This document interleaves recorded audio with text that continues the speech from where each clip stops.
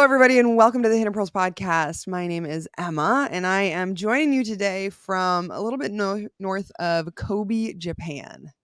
So this will be my last show in Japan for a bit as I start to make the transition back to the homeland. See my good old Faja over here. So, Pops, Bam. happy June. Great to be with you. Excited to see you soon. It's great to be seen anywhere at my age. I love it. It's all good. We can't wait to get you back. It's been a long time where your mornings are our evenings and we have about 2 hour overlap. And then it's all like backwards and stuff. But anyway, it's something to work with. We're very grateful that you are returning, that you're safe. We're glad that the big monster on the mound is doing well and healthy and throwing heat. So that's really cool. So we're excited about that. But it'll be really fun to have you back with all kinds of improvements in America that you can't wait to see. Oh, I love that. That Yeah. sounds great. Yes. Okay. Cody's doing great. He in Japan, and I know that they do this. For being such sports people, I am still shocked at the level of things I don't know about baseball. I feel like we're a fairly sports oriented family, but we have pigeonholed ourselves into football pretty deep. But so for baseball, one of the things that they do over here is it's called interleague, where the two different leagues will kind of blend and play each other and to kind of mix it up because there's only 12 teams in all of Japan in the NPB. And so Cody's been batting for the last few weeks and he's got a pretty serious bunt going on. So it's been really fun to see him up at the plate too. He had a big bunt in the last game because that was a tight game, extra innings, advanced runner from second to third. So critical bunt by the big guy. Yeah. Big bump by the big guy. And it was cool because he just used his forearm. He didn't even use a bat. He just bam. Like freaking, yeah. Like threw it out there. So just caught it, dropped it, ran. Yeah. Yeah. That's pretty accurate. You call that heat? Like you're lobbing underhand, dude. Let's roll. No, anyway. Okay, well, yes. And you're out in California right now and you got to go hang out at football practice. The first light of football is starting to break. Yeah, Niners and all of the NFL have been in OTAs. They're just wrapping that up, so it's pretty cool. So we came out for a few days, yesterday I was at practice, so that was really nice. Good to kind of see the crew. A lot going on there. So anybody, if you're Niners fans, it's a very different team than it was a year ago. I mean, some of the core pieces are still there, but as it is every year in the NFL, but some positions more than others. So a lot of change and all that kind of stuff, but good energy and everybody's getting through and all the vets. And let's see, they signed CMC to a big deal. So he's locked back in. And so that's great. Everybody's happy about that. So anyway, so they're, I think the vets are all done on Thursday, tomorrow. So when we're recording this, so one more day for them and bam, out they go. So it's pretty cool. Yeah. You can kind of feel it like OTAs is not, but it's still once OTAs hits, the true off season is over. And now it's like things start to ramp up pretty quickly because you only got June and July before you show up in August. So, yep, it is right around the corner. So here we go. Year 8. I mean, I know. Yeah. Year 8. Oh my gosh. Wow. Yeah. What's the vibe with the tight ends? There's a lot of new tight ends. We just signed Logan Thomas. Yeah. His wife is one of my favorite people ever. Yeah. So that's pretty special. Yeah, he's here. They're out east still, but I talked to him yesterday when I was at practice. So he's just trying to learn the system and see where he might fit in and all that. It's going to be a really competitive room. So it's, completely different. Ross Dwelly's gone and Charlie Warner's gone both to Atlanta, so that was something there. So really the only returner you have that was on this team the whole year. George is back, and so we'll just see how that goes and who's going to fit in and all that kind of stuff. So it's going to be a challenge for old Coach Fleury with the tight ends a little bit, but he does his best work when his back's to the wall. So there you go. Anyway, did he drop any?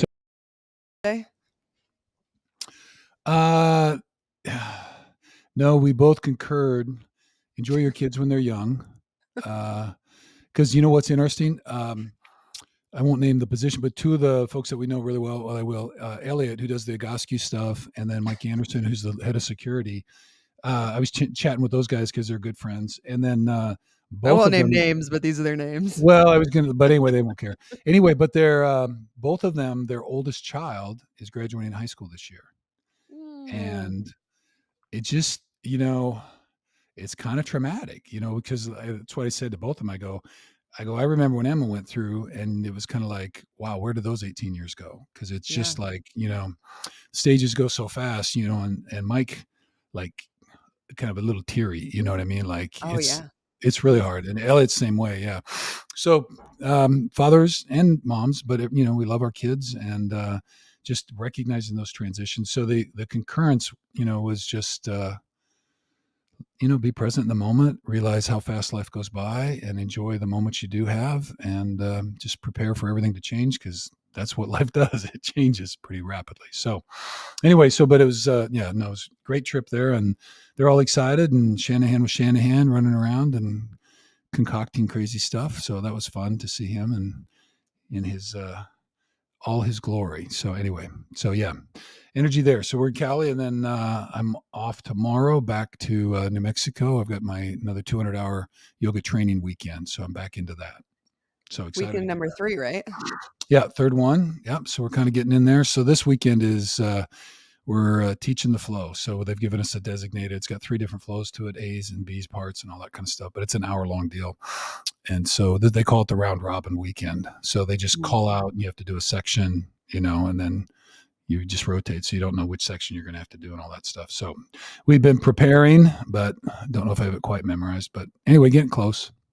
Do you feel like as you're prepping to teach yoga, are you finding some overlap in like that all of a sudden you start like football coaching people? Like, or do you feel like there is an overlap between coaching football and teaching yoga? Well, I guess it depends on what kind of coach you are. My methodology, I'm a teacher first and foremost, you know what I mean? And then, the inspiration and all that. And I've always approached coaching football.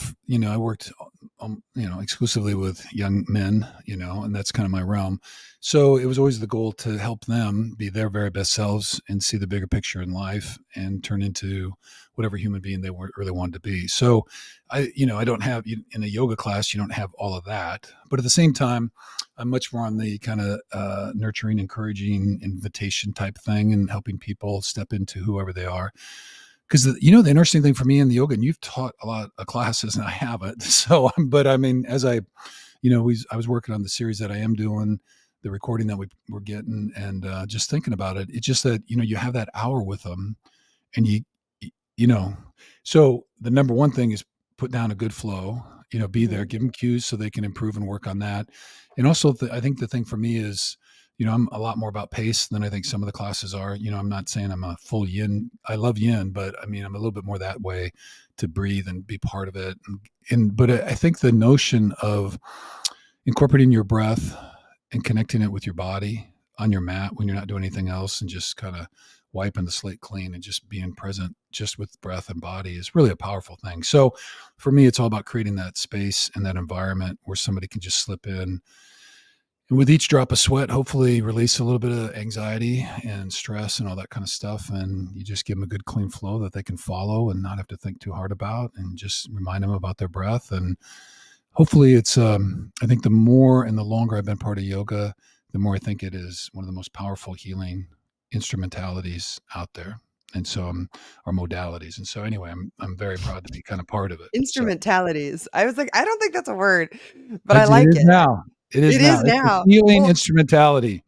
and it's funny, like, because I've never coached football, but there was a stint right before COVID when I was like shadowing you at Lipscomb and the assistant strength coach and kind of running around with the guys and everything. And it is interesting because like the concept of yoga is you have 60 minutes, sometimes a little bit more, sometimes a little bit less, to create this experience, right? To like help people just totally drop into their bodies. And when you think about it, like if you're looking at a football practice, it's like you only have that much time. And it's interesting to me that, and I know every coach is different. And I know that some people probably do this. I know that you did this, but like when you think about how squirrely, especially high school boys are, right? When we were at Lipscomb, just how squirrely and like all over the place, and like everybody is at that age. But how hard it is to harness attention, and like harness someone's focus, or like when you're watching film. Um, it's interesting because it almost makes you I feel like it almost reinforces like why teaching a little bit of breath work to really kind of consolidate the energy and bring people in and like set the tone for either the practice or the session could be really powerful. Well, that was our practice. Like, typically you'd have you'd have a 20-minute or 30-minute window to watch some tape with them before practice, depending on their daily schedule, but 2 or 3 times a week. And then, so at the end, we'd make all the corrections. And then we always spent the last 5 minutes breathing and then them visualizing whatever corrections they were going to make. So pick one thing that we talked about on tape that you're going to work on, see yourself in that position. We do some breath and then just visualize yourself taking the right footwork, right aiming point, good hand placement, whatever it might be, if it's pass protection, whatever.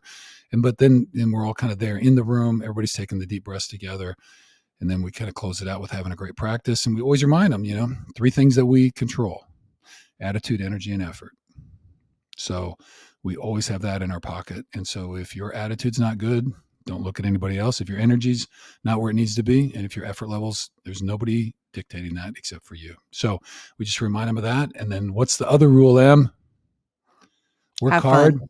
have fun, and try to get a little bit better. So it's all about having fun. So anyway, but I think you're 100% right on that. So to me, grounding with some breath work, helping them connect to their body, because you get into a season, even in high school, people are nicked up a little bit and kind of wounded. And so feeling your body, appreciating your body, and all that kind of stuff. So no, it's all there together. So it's different, but in the same way, it's connecting breath to body and then working your mind and spirit in. You got to use your head just a little bit more in football practice. But anyway, I say that, but at the same time, we're always working in the repetitions to get to the point where it's muscle memory and you're not thinking, because if you're really thinking really Yeah. hard about it, but once you get past that introductory stage, the idea is that with breath, and then you've done it so many times, your body just knows what to do. So, Yeah. hmm. But I think something that is like in some of the best coaches that I've been around, and I've always noticed when you did this, but like this is our intention for the practice, and then we're gonna go through it, and then it's like taking intentional pauses to be like, how did that feel in your body? Like, let's Yeah, acknowledge it, and like pull it in and maybe give it some language. And I think when you do that on an experience, it can be a lot more powerful to like help it to sink in, right? yeah, no, I think Yeah, that's or really like, true. how did that go? Why did that get better? Like, what actually did you get better at? And I always love that when you're like, just pick one thing that you're gonna get better at today, and then actually giving them space to review it after practice can Right. be really important. It's for sure important. So you want to be intentional and deliberate about your practices so you know what you're working on, and then those other issues that we talked about. And then post practice, it's good to go back and how was my effort, attitude, energy, and then what did I say I was going to work on, and did I get a little bit better? And just how did it go? So the assessment piece I think is really important because it helps develop that self-awareness about how we're engaging with the practice. I mean, the worst part is I can't say that I was ever any different in high school. Nobody ever talked to me about it. You just kind of roll out, class is over, long day, and you're happy to see your buddies. You put your helmets on and just whatever the coaches say, you just kind of, you go do it, and you're trying hard, but it's, I think we've got tools and appreciation for how to help people focus just a little bit better than we did then. So yeah, there you go. I'll have to get a whistle out for my yoga classes. Like we'll whistle between moves or something. I don't know. Yeah, that sounds very peaceful. Yeah, yeah, indeed. Toward the end, Svalsadon! Relax! Stop moving! You don't need to go early. Oh my gosh. One time in a yoga class, that's like my yoga teachers will get this. And I feel like any other yoga student, but like the student who comes in and they're like, and I understand that some people do have to leave early, but like either way, I'm not even going to go into that. I had a class where this woman would come in and she didn't come very often, but when she did, she always had to leave 5 minutes early. And it's like you spend the entire class setting the mood, setting the vibe, and like holding space so that you get to this one point where everybody can totally relax and you have like the energy in the room is so important. And when people get up and pick up their mats and slop all around and are getting their stuff and dropping it and spraying, and it's like it just like all of that magic just kind of dissipates and it messes up. It like changes the energy so much. And I've never done this before, but this one time this girl came in and she was like, she kind of gave me this whole thing about how she's so excited to stay and blah, blah, blah. And then I understand because I have times in class when I'm like, oh my God, I need to leave early. Like I shouldn't be here. Like, and your mind starts going, but like, that's the entire practice is in those moments to say, I'm okay. Like to settle it back down, to anchor back down. Like that is the whole reason why we do this. And this girl, she like had that moment and she looked at me, she goes, I have to leave. And I just looked at her, I go, no, you don't. And I like went over, I was like, no, you don't. And I like literally put my hands on her shoulder and like tried to like help her anchor down and like calm her through it. But I've never called anybody out in class like that. And I kind of felt bad about it. But I just always remember that because I think sometimes you have to tell people like, no, you actually don't. Like, you don't have to be anywhere. And if you did, whatever. That's like my whole yoga teacher rant. So it'll be interesting how you go through those things, especially because you get to teach in person, which I really, really miss being over here. Yeah. Well, I will say this though, the worst part of that is like you said, you go that whole hour and people, I know they think of it as a workout and want to get my heart rate up and like sweating, which is all true. But the real physiological benefits come from, that 5 or 10 minutes laying flat on your mat, and just the neurological things that happen and the way your body resets and Yeah. how much good it does for your brain and reduces stress and anxiety. And when people don't understand that, it's like for 60 minutes, can you just, nowhere else to go, nowhere else to be, nothing else to do, just surrender to that moment. And, that's what's such a great thing is I think that is a beautiful practice for learning how to be in the present moment, letting go of thoughts of the future, not worrying about what happened already this morning and just letting it all go, just setting everything down and then walking in the room and being on your mat. And so if we can do a little bit more of that, not always looking over the horizon. But anyway, we digress on yoga, which is a beautiful topic. We'll have to do more of that. Yogis Up. Hey, speaking of Yogis Up, do we have any podcasts coming up in June that would include some yogi instructors? Yes. So Oh, so for Hidden Pearls podcast, excited. We have some guests coming back on the show. So we've actually already filmed them all. Yeah, yeah. Look at us being prepped. But we have the Melanie St. George's, who is the founder of Blissful Spirits Yoga, who is kind of the owner of the studio where my dad is doing his yoga teacher training.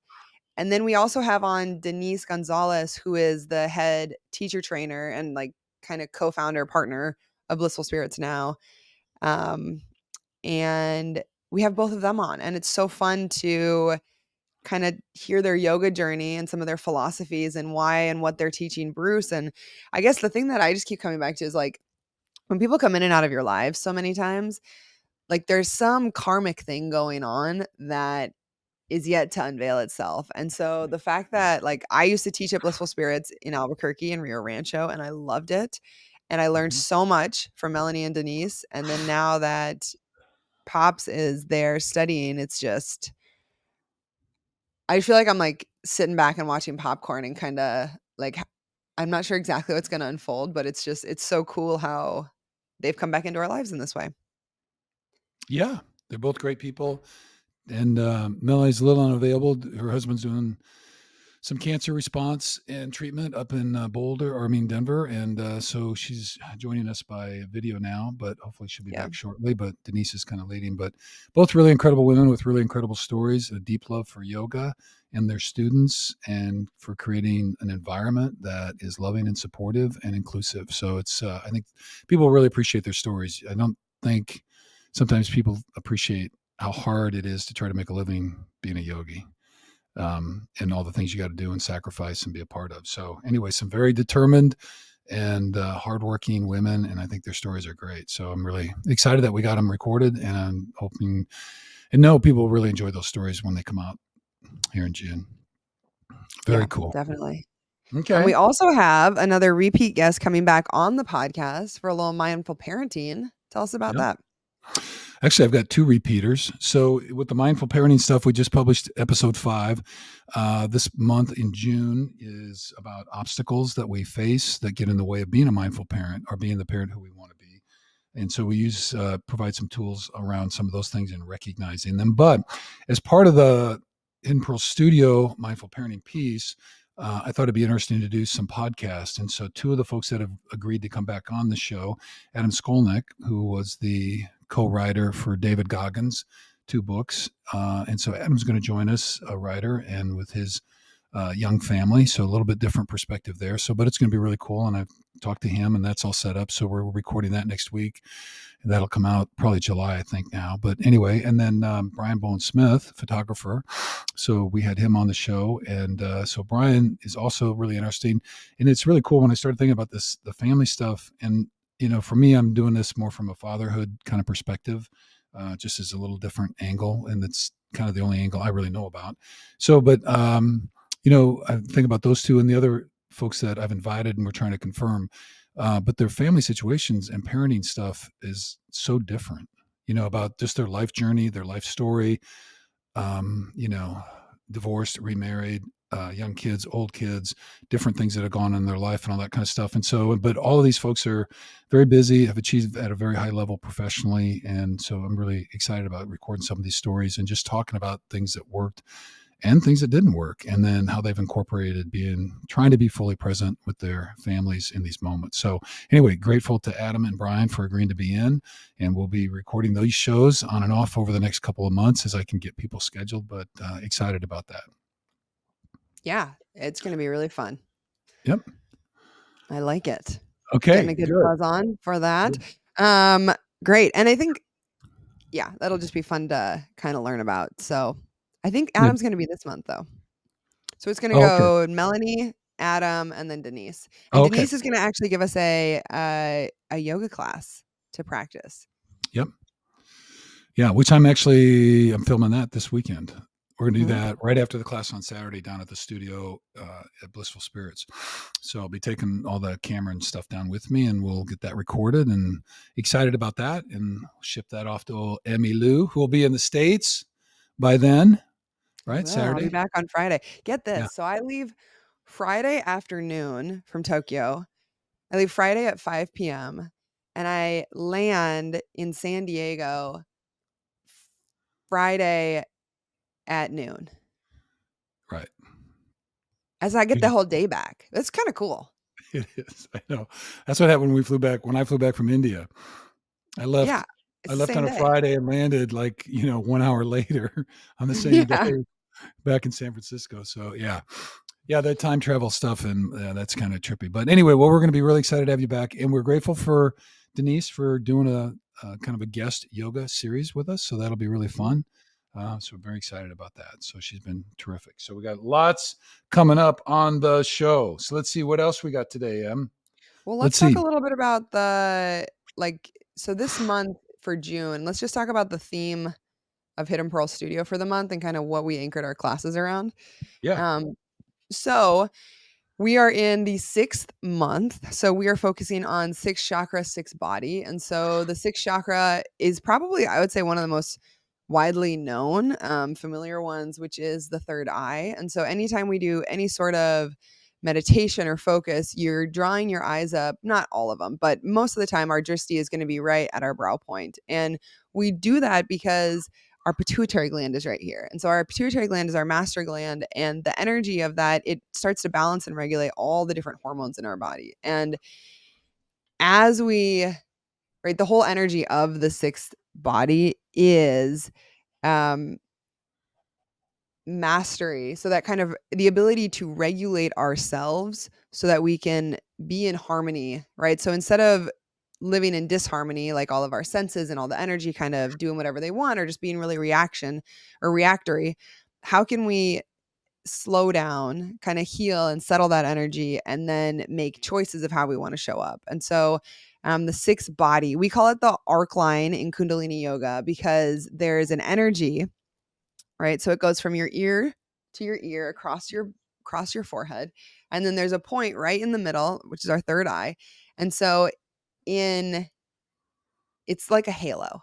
And so the energy of this projection and this kind of self-awareness is the way my Kundalini yoga teachers teach it is that in like old photos or when you see like an actual halo around someone's head, that's the energy of their arc line, which is a little provocative.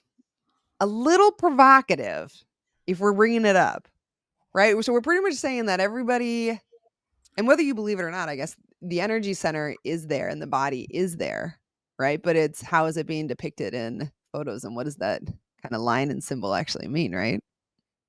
So you're saying an energetic line that is part of the Kundalini tradition can show up in a photograph of someone as kind of a halo-ish electronic energetic arc around their head. I'm saying in like ancient religious photos where we've got like people painted with a halo around their head. Oh, I thought you meant I'm like saying if you took a that is picture the of me right now, you would be able to see well, my some cameras can do that. You can I mean, you can get your auric photographed. You can get your aura photographed, which is pretty awesome to do. It's more like a colory thing instead of like an actual arc line right there. right But some cameras can do that. No, what they're saying with this is like the arc line energy has been like around for a what long time. around for a long time. And I got you. so Okay. whether or not it like, whether it's like an actual halo, you know, and I don't know what the actual like making of a halo is then, if it's actually like this floaty crown or if it's like an energy source that comes from within. But what my Kundalini yoga teachers are saying is that it's actually like the purity of your own light radiating through, which, Yeah. for the people who are depicted with halos, that kind of makes sense. Well, the discovery is all about the divine that lies within, right?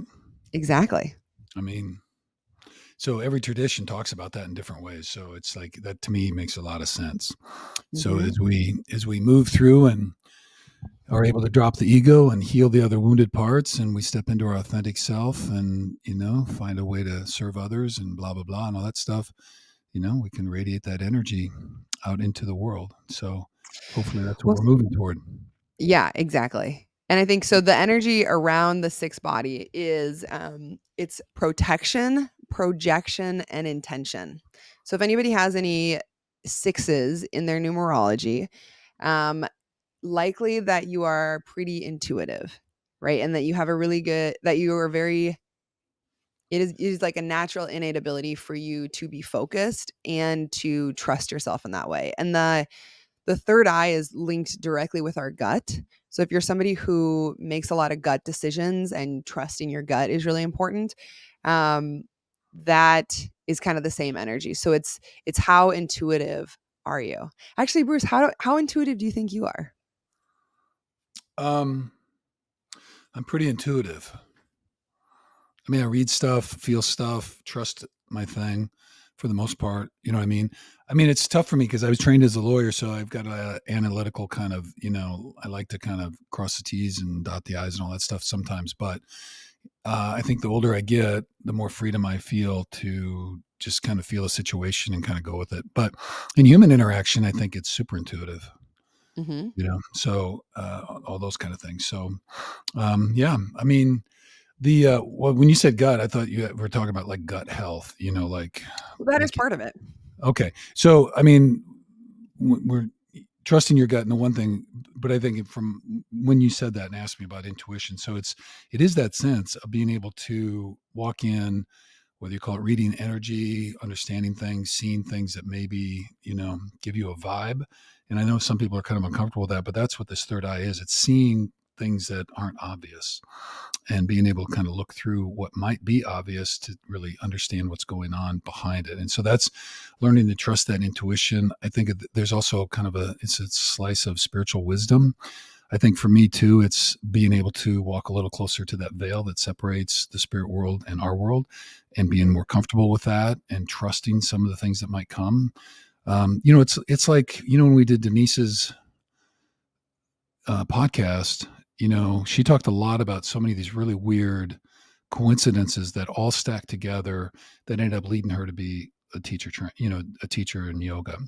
And when you look at when you go back and look at all of them, and there's so many of them, and they're just the way they happen, it doesn't feel like it's very coincidental. You know what I mean? And people say that there's no coincidence, but anyway, I just think it's kind of trusting, that the universe is working for us, not against us. And if we've got, kind of clean heart and we're working there are things that will pop up and speak to us if we're willing to listen to it. And I'm just going to go on my soapbox. So watch out, El Presidento. But I think the world, in our culture, in our society, has spent generations trying to untrain what inherently is born within us to trust these kind of things and to, Mhm. live in this way, be connected to the earth mother, and, feel the wind, listen to the birds, the crickets, all that kind of stuff. Because I think in a way they're all talking. And if we can align ourselves in that kind of way with nature and with each other, all these messages that we get, that we need this product, or we got to do this, or have this pair of pants, or all that bullshit. So I just, like, it's a lot of it is unlearning so much of what society and culture has been trying to teach us. And to go back to, I mean, I think things that we knew, things that our grandparents, our, elders and ancestors knew for a long time. So anyway, so to me, that's this sixth chakra is really representative of this, I don't know, quest for freedom in a way. Like, the more we can tap into that intuition, the more free we are to really connect to the earth, to nature, to the spirit world. And as we do that, we can, I don't know, leave behind completely, but we can step out of being controlled, I think, in the same way that corporate culture wants us to be controlled. 1,000%. And I love what you Mhm. I mean, I think being in the natural world in that way is so important. Like, a big part of this month is right, so we say that the sixth body, the arc line, is the tipping point between your five senses, like your earthly senses, and then the Yeah. cosmic realm. And Right. so it's like once you start to harmonize your five senses, so you can taste everything that's going on, like you can feel, right? So like think about when you step out into a forest or somewhere where you're not in the city, like you're out in nature, like you can feel things and you can sense things and you can tune into it on such a different level.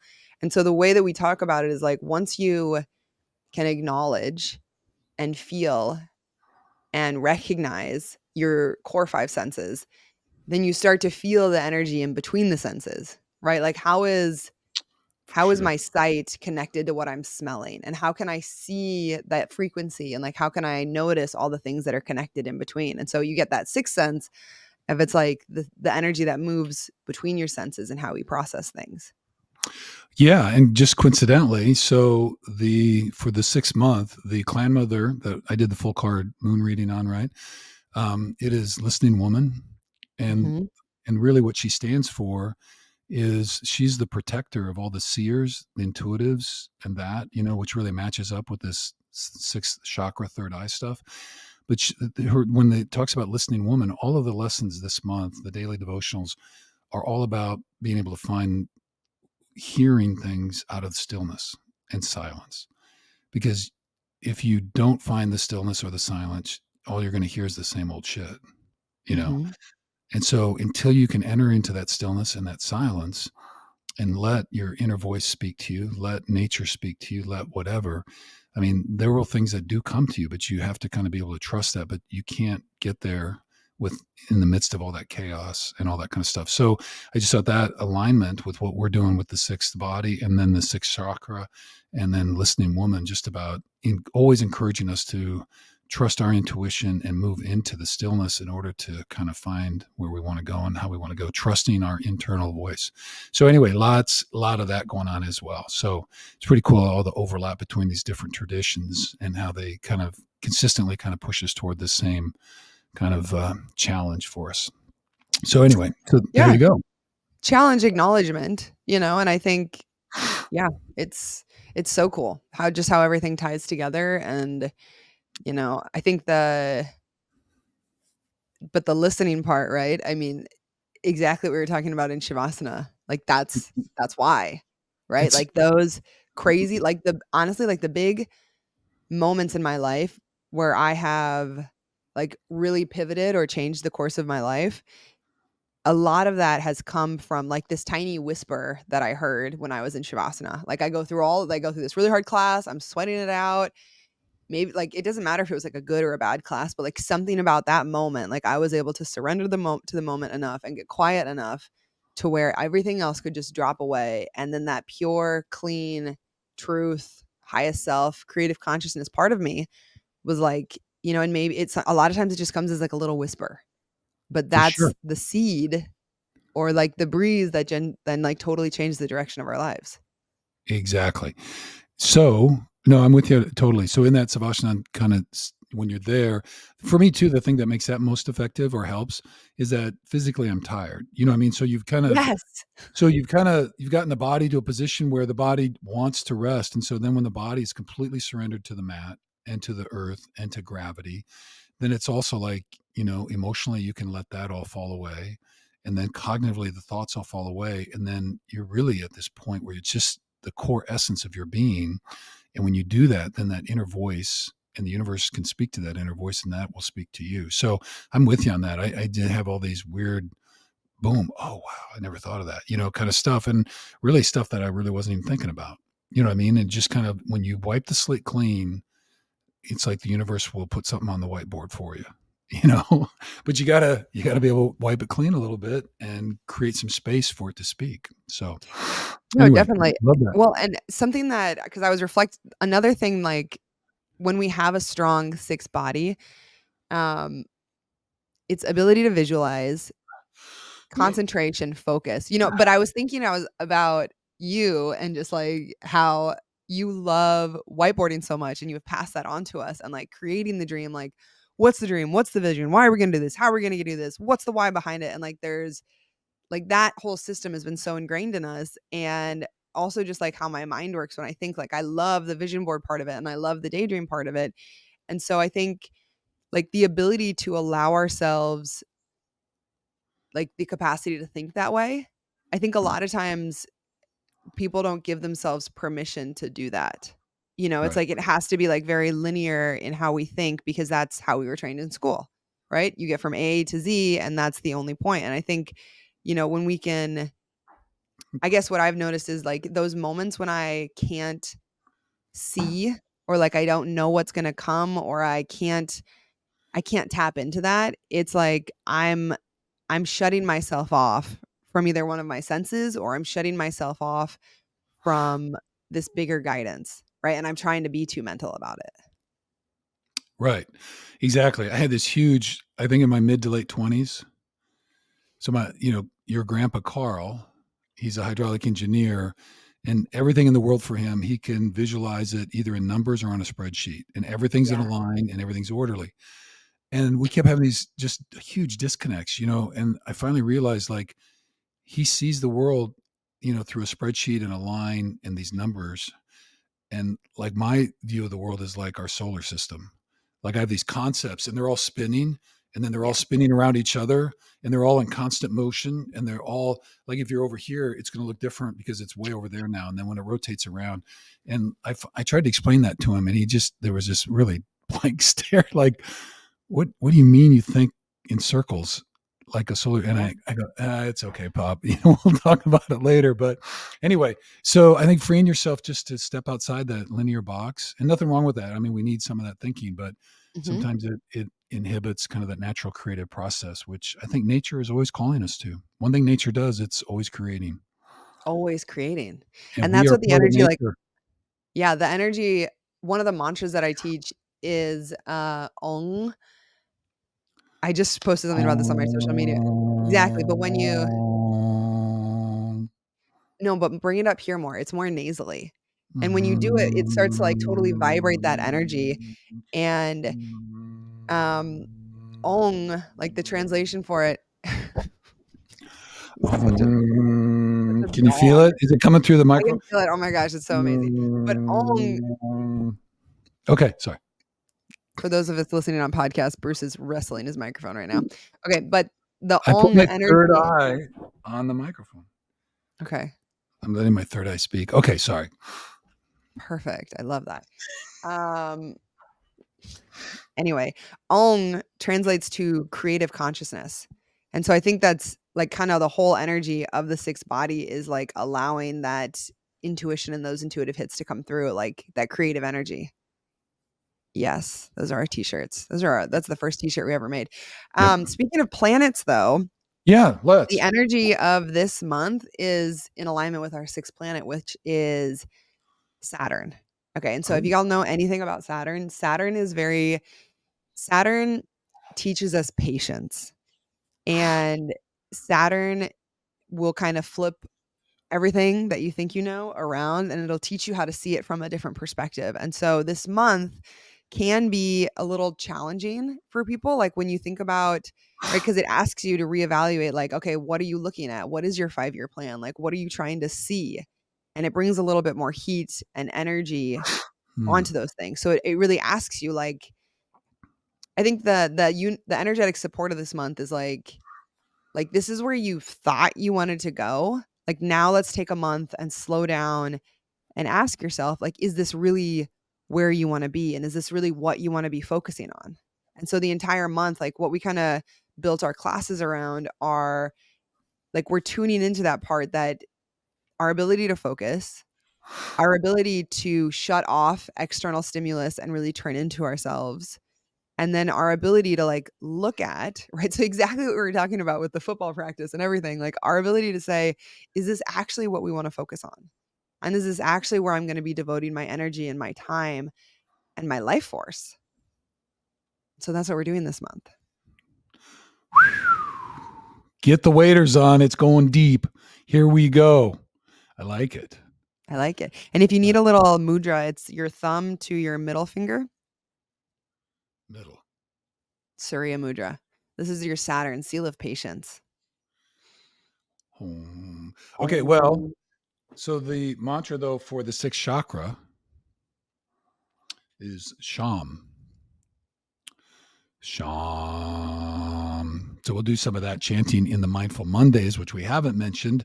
So, but just to take a little bit of a look on that. So last week we opened June with a little lessons from Dane, so our good friend. And then the other three are coming up, are all based on the sixth chakra. So we'll do a little bit of chanting there. So anyway, just encouragement to kind of do that. So love it. I like Saturn. Patience. I know. I do Who am I? too. What do I want? Yeah. Ah, that's a lot. It is a lot. It is a lot. And I think that's why people don't like Don't. to listen and pay attention to it. Yep. I'm just pulling up Okay. the rest of our classes. So we have, I did a bunch of meditation and breath work. I did a foam rolling class. I've been foam rolling a lot out here. And then we have archer pose. Archer pose is one of the big poses because it's like as you draw your bow back, what are you focusing on? So I did a little archer pose. And you have, Dad, your first yoga classes Yes. So ever. inspired. Yes. So one of the more challenging poses for me with my limited mobility in some parts of my body. And so every time I'm going through all the yoga stuff and the trainings, a lot of my questions how to modify this if my body can't do that. And I'm thinking of honestly, just because I've been around football for so long, but also I know some big ass baseball players. Anyway, You know so what? He's the most flexible person ever. He's more flexible than all. He's as flexible as Claire. Claire and Cody, yeah. just no limitations. Well, that's great. So, but like, I'm Good for just thinking about them. some football guys, you weighing in like at 320, 280 and blah, blah, blah, and all that stuff. So sometimes their hips and legs and all that kind of stuff. So I just envision, I'm trying to work up some series on, and just the real instructional and basic stuff. So the first three we did was just a warm up. And then we did a modified series on Warrior One, and then Warrior Two, Reverse Warrior, and then extended side angle. So that's kind of what we've done. I should have thrown in Warrior Three, but it's kind of a different thing. But anyway, so we got that in a modified version, and then I did a separate one, kind of the standing version. And then I'm just finishing when I get back from California next week. I'll record part 4, which will put all of those pieces together. So it'll be about a 50 to 60-minute flow that'll kind of walk through all that stuff. So I'm excited about that. But and I want to just give you kudos as well. So you've really helped me think about like some of these different poses and what series that we can put together and try to create something. So if I'm new to yoga and I can't move as well, or, I can move, but like I've got some restrictions and I don't think maybe yoga's for me, because the beauty of it is, and I just hope people hear this, is like if you step on the mat and you free your mind and you connect your body and your breath, you're doing yoga. And there's a win in there no matter what. And so, yes, can I increase strength? Absolutely. Can I increase flexibility? Yes, absolutely. Can I increase the way in which I understand my body and what it needs and what it can do? 100%. So all those things are great, but the real victory is just releasing the mind and getting body and breath connected. So anyway, but I hope this will make it a little bit more accessible for people. And like I'm 65 and not super my shoulders are really tight and my hips are tough, and I got some of the limitations with my knees anymore. So my yoga is all built around like, okay, it doesn't have to be perfect. And here's a way to modify some of that stuff and do that. So that's the hope with those things. So that, I don't know if we put those up. Did we put the first 3 up already? Oh yeah, they're up. Okay. Yeah. So part 4 will be coming here next week and we'll get that to you. So I'm excited to do that. So I've got that all written and just need to get back to the camera and we'll finish that up. So I'm excited for that. Anyway, so yeah, so just look for more of that. And again, to the extent people want to give us feedback, if there's some poses or moves or you're looking for different flows. And again, Emma, you've got all kinds of stuff out there. I had somebody I was working with in a business category and I told them about the Hidden Pearl Studio, and he was complaining because he's been on the road, super stressed, that it drops into his lower back and hips. And I go, I sent him, and he's a veteran, so I sent him the discount code for vets. And so he's kind of, I said, just look through all that. And if you can't find stuff, let us know. But I know you got a bunch of things up there specifically for those kind of situations, reducing anxiety and stress and hip openers and all that kind of stuff. And so just encourage folks to come at this with a curious mind. And it's all about learning and getting connected to your own body and breath. And so you don't have to be all spindly and flexible to get it done and to get some advantages out of it. And Yes, I know, agree. and I know that because like that's not me, none of that. Although I'm a lot more Well, flexible than I was. I also like, just like watching and doing your classes, it's I think what's so like a good reminder is like how deep into a practice that you can go with just like 3 poses, right? You do child's pose, you stand in Tadasana, and then Right, you move through warrior modifications. You know what I right, mean? And you did downward facing dog, so but like within that, I don't know, I think that one of the reasons like when I started doing yoga, like I mean, I was at a studio doing it, but I think one of the reasons that like Kundalini really stuck with me is because it's you do like the same sequence over and over. right, And when I was first learning yoga, that integration made it so much easier because I was like, "Oh, I know what downward facing dog is." And even though I'm only doing like 6 poses, like I know what they are and I know what to look for in my body. And I think that can be a really right, beautiful way to kind of slim down how big and massive starting a yoga or a meditation practice can be. Like even if you sure, just find one thing that kind of resonates, like you can do that one thing so different every single time. You can do it just breathing through your nose. You know what I mean? Like changing how your breath pattern in a really simple flow, like that activates an entirely different part of your nervous system and it'll give you a completely different experience. The yoga teacher that I have met in Japan, the thing that she does with me is we do a lot of stuff with my feet and activating my arches. And the last class I took, it was doing the entire class with all of my toes lifted off. And so how can I still grip through my mm, feet without using my toes? And that was like a wildly different experience. for sure. Connecting to another part of your body, using Mhm, maybe a little bit different muscles and all that kind of stuff. mhm. Yeah, I'm totally with you. Like the warm up, the video one I did, it's not like hard, but like if you slow it down and really focus on it and do the breath work, I mean, it's like got cat cow, it's got table, and then it's got some side stretches, and then child's pose, and then down dog, and that's kind of what it is. But like, it's plenty if you kind of take your time and do it. So I think you're absolutely right about that. Don't overcomplicate it, because like, and honestly, one of my pet peeves, you know, is teachers who just like all these wild transitions and it's like super complicated and take your left foot, put it by your right ear, and then your blah blah blah blah. I mean, I kind of appreciate transitions now because like remembering how to do both sides in the right order is really something. Like, I mean, it's unbelievable. So I know how hard that is. But still, sometimes I think we get a little fancy pants for like honestly what you just said. Like it was a gift for me when I was getting started and I stumbled into Hot 26 because Mhm. you know what I mean. Because it was exactly the same. I got the same cues. I mean, everybody's taught the exact same script. You know what I mean? Yeah. And so, I mean, you really learn the poses, and they're longer, and you hold them, and you get into them, and all that kind of stuff. And so that really for me was kind of like I knew exactly when I walked in what I was getting and how to do them, and it felt really good that way. So it was really comforting. So anyway, so we're going to try to create some of that kind of stuff for people. So stay tuned, keep trying things. If you want new stuff, send it to Emma because she's the creative genius behind almost everything that we do.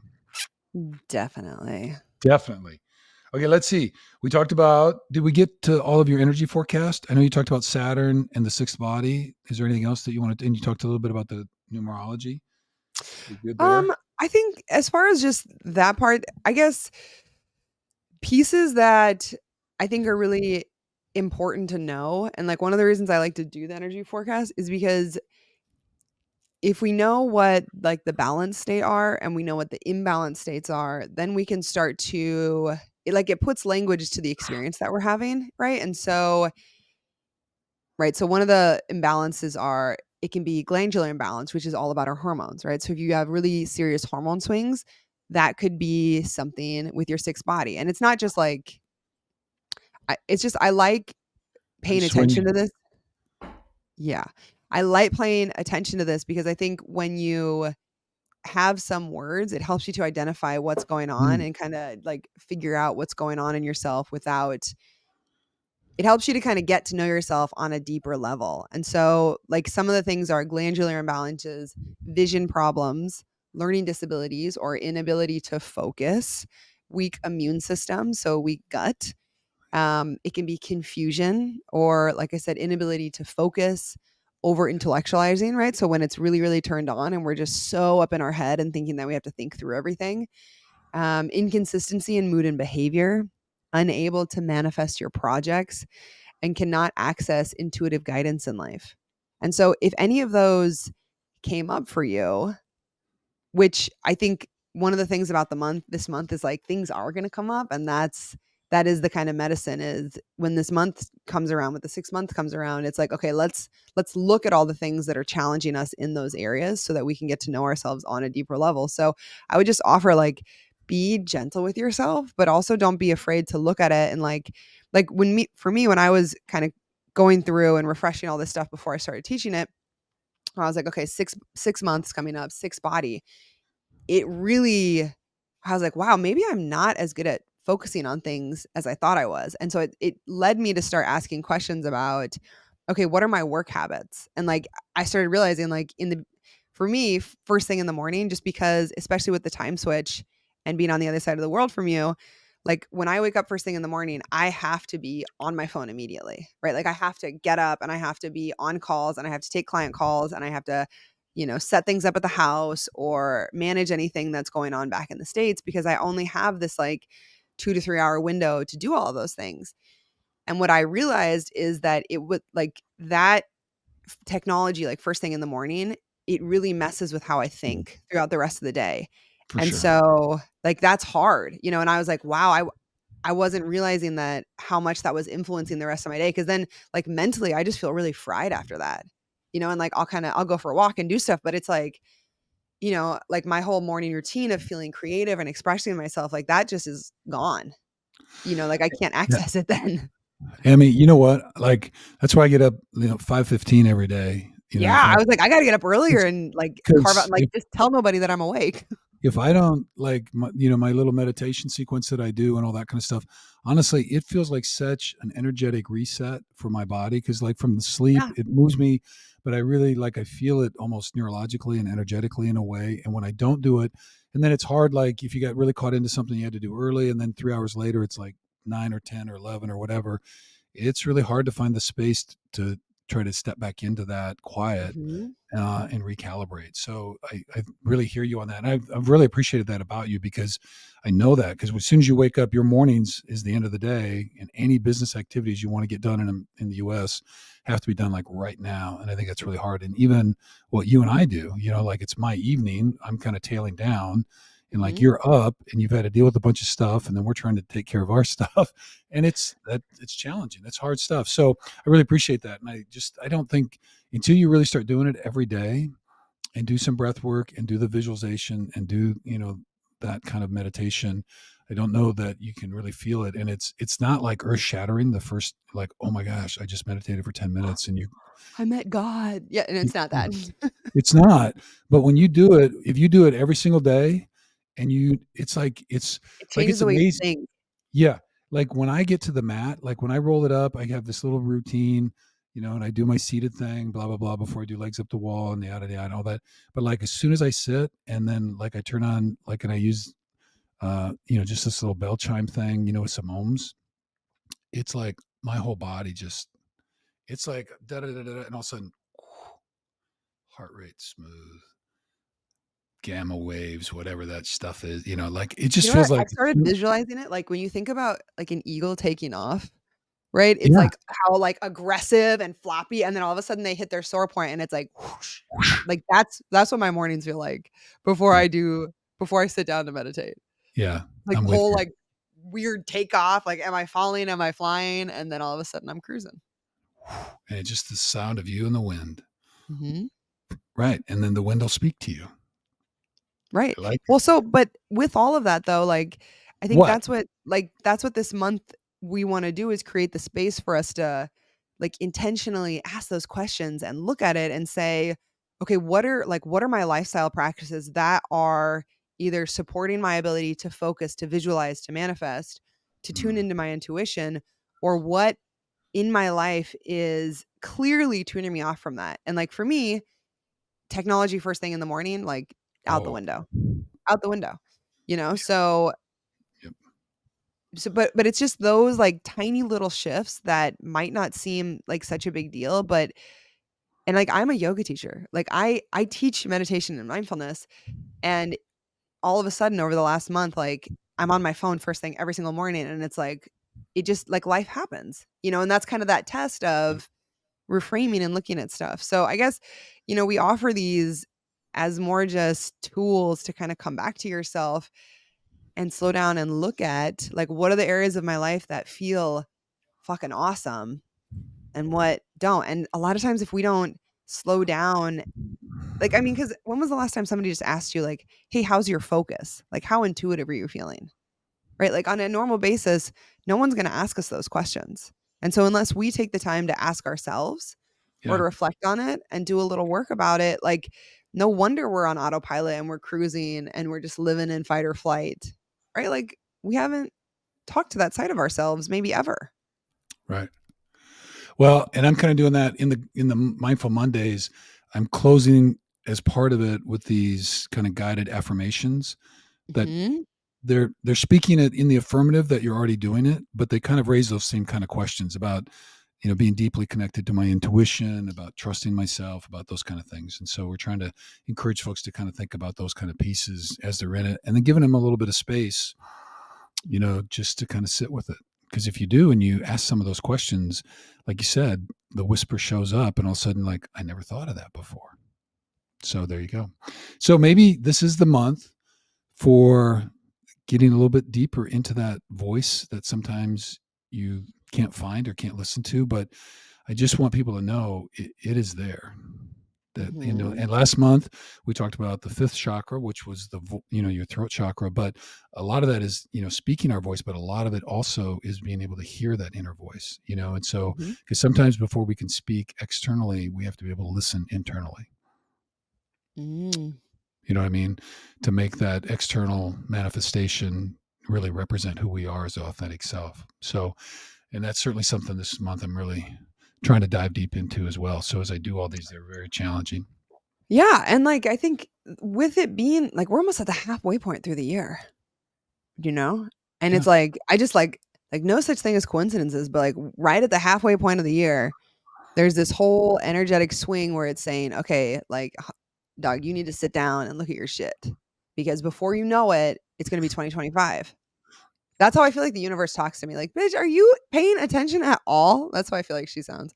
Right. I'm not, but, like, it just happens, right? It Right. just happens so So, fast. and on that, let's also offer this.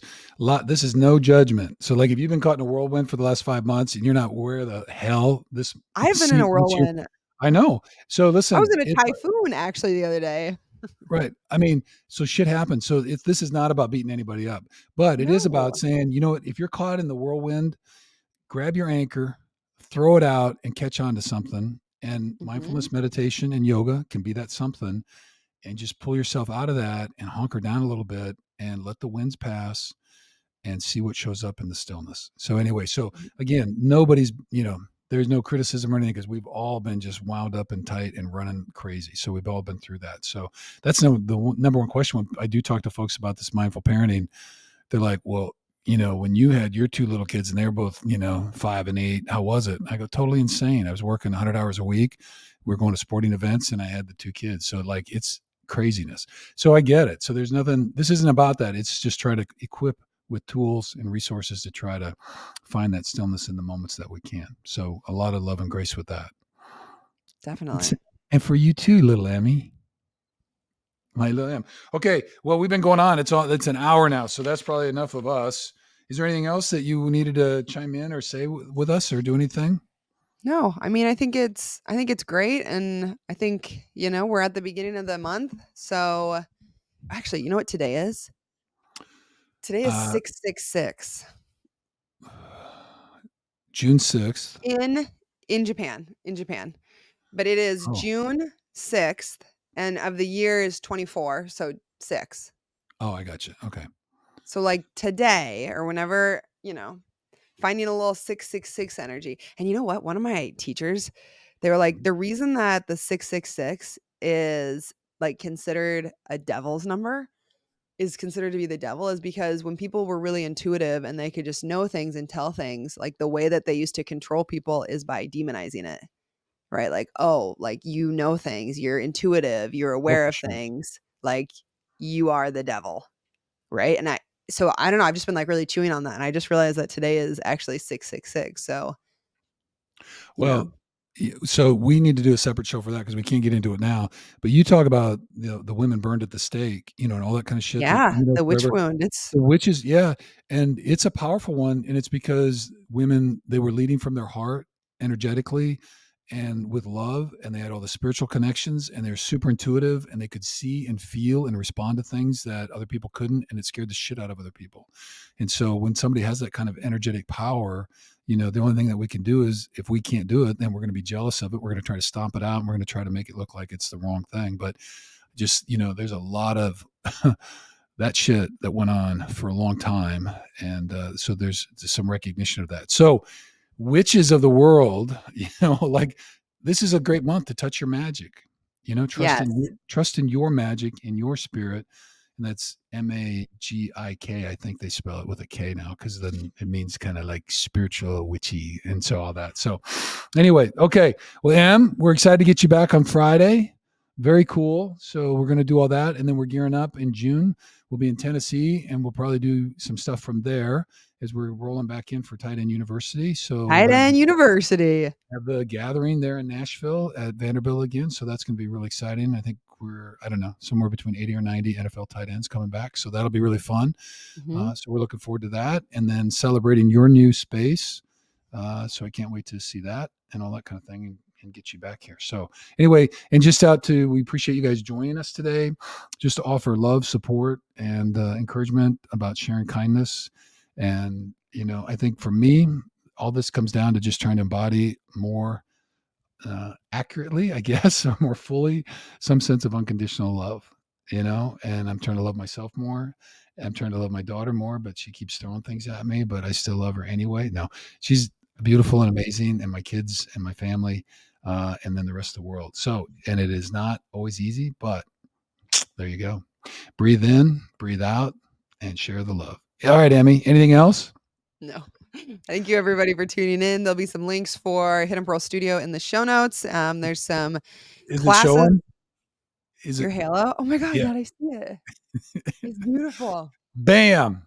All right, everybody. So if you need any more support on this topic, we are here. We are available, and we'll see you in the studio. All right, Dad. See you in a couple days. Love Yeah. you. Love you.